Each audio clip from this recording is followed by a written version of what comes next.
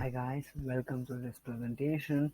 So today we are going to learn about principles for implementing extensive listening. Listening is very important. Before that, let me introduce myself. I'm Sai Krishna.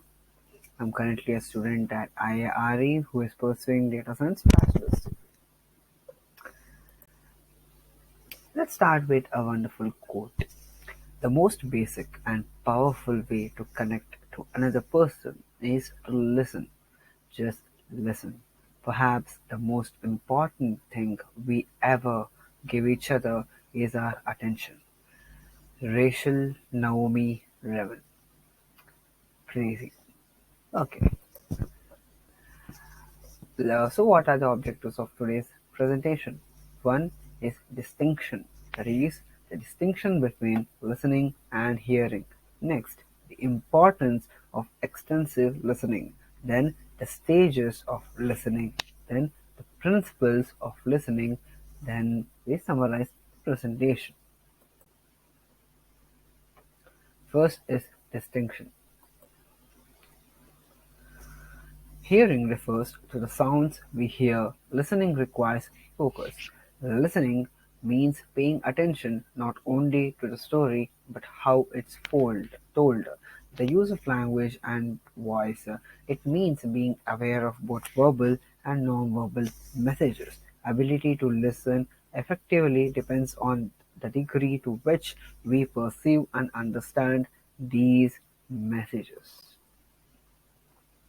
So the importance of extensive listening.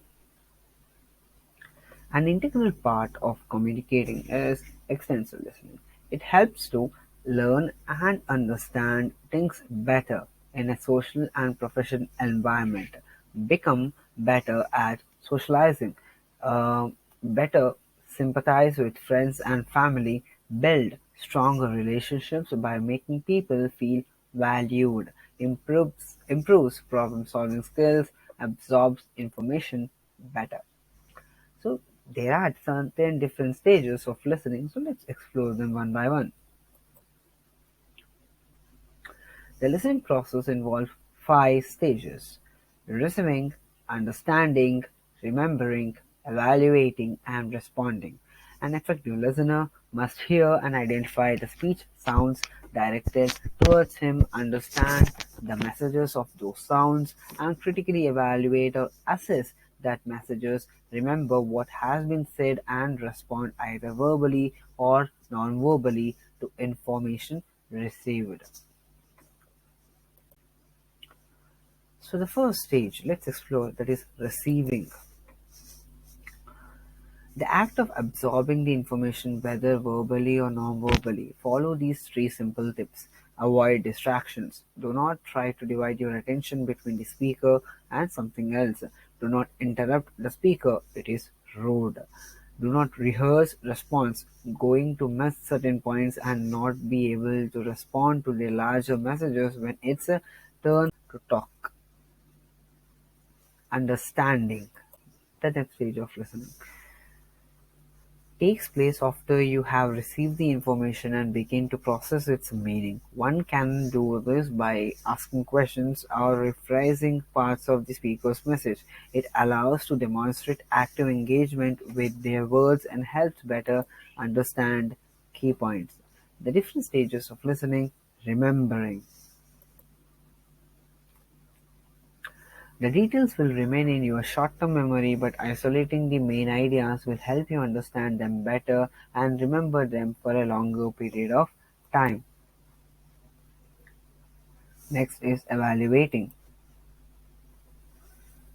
After the message is absorbed, processed, and remembered, sort the information into pieces: what is fact and what is opinion, what parts of the messages were interpreted and which parts were unbiased, what was the speaker's intent with their messages.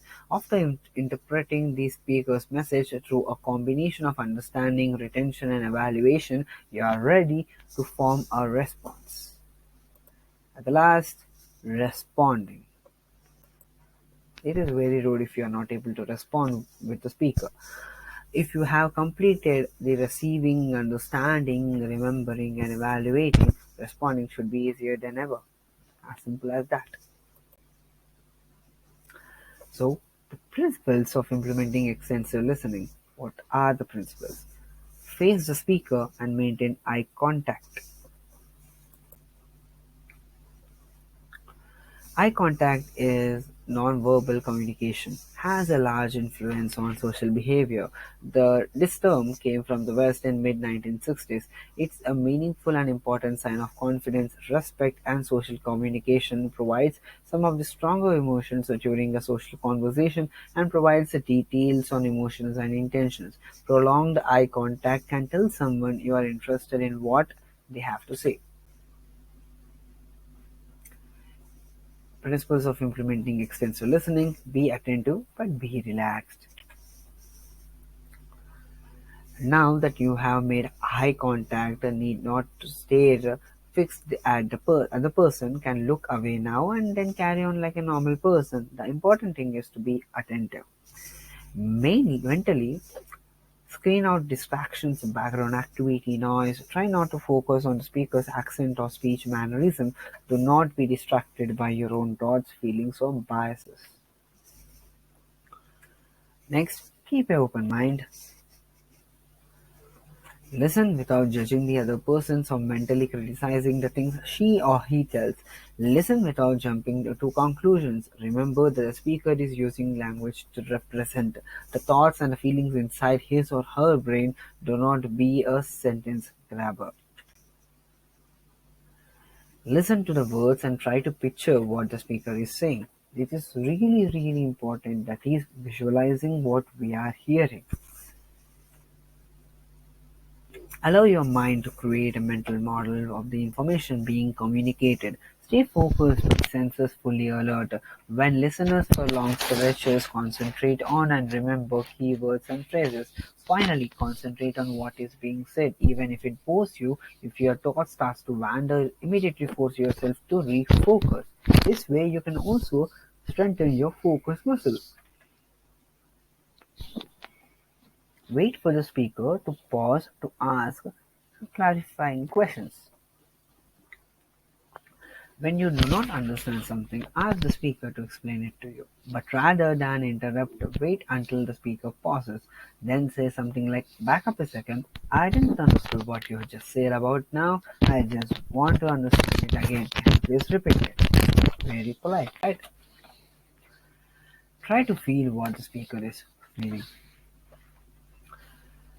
Feel sad when person talking with expresses sadness, joyful when he expresses joy, fearful when describing fears. Convey those feelings through facial expressions and words. Effectiveness as a listener is assured. Heart and soul of good listening. That is, empathy is very important. You need to be empathetic to the speaker. Then only you can have a proper listening environment. Give the speaker regular feedback. Nod head and show understanding or through appropriate facial expressions and an occasional well-timed or aha. The idea is to give the speaker same proof that you are listening and that you are following her train of thoughts, not indulging in your own fantasies. In such situation, regardless of whether at work or home, always restate instructions and messages to be sure you understand them correctly. Pay attention to what is not said to nonverbal cues. This is really important. Listening is not just a verbal listening, but also nonverbal observation. The speakers sometimes always give nonverbal cues that add masala or are just add new flavor to what actually he says and context also. So we need to be very, as a listener who is practicing extensive listening, non-verbal cues are really, really important. We glean a great deal of information about each word without saying a word. Even over the telephone, you can learn about a person from the tone and cadence of a voice than from person from the tone. Okay, face to face with a person, you can detect enthusiasm, boredom, or irritation very quickly in the expression around the eyes, the set of the mouth, the slope of the shoulders. These all make a difference. So let's summarize this presentation then. Listening effectively is an important skill in the workplace. It helps improve productivity and builds smoother relationships, helps collaborate more easily and become more innovative. So it's really, really important to have communication skills, also a skill to listen effectively, understand what others is trying to say, and respond them politely so that you engage with people, network with people, and overall grow as a better human. That's all for this presentation. Let's meet again. Have a nice day.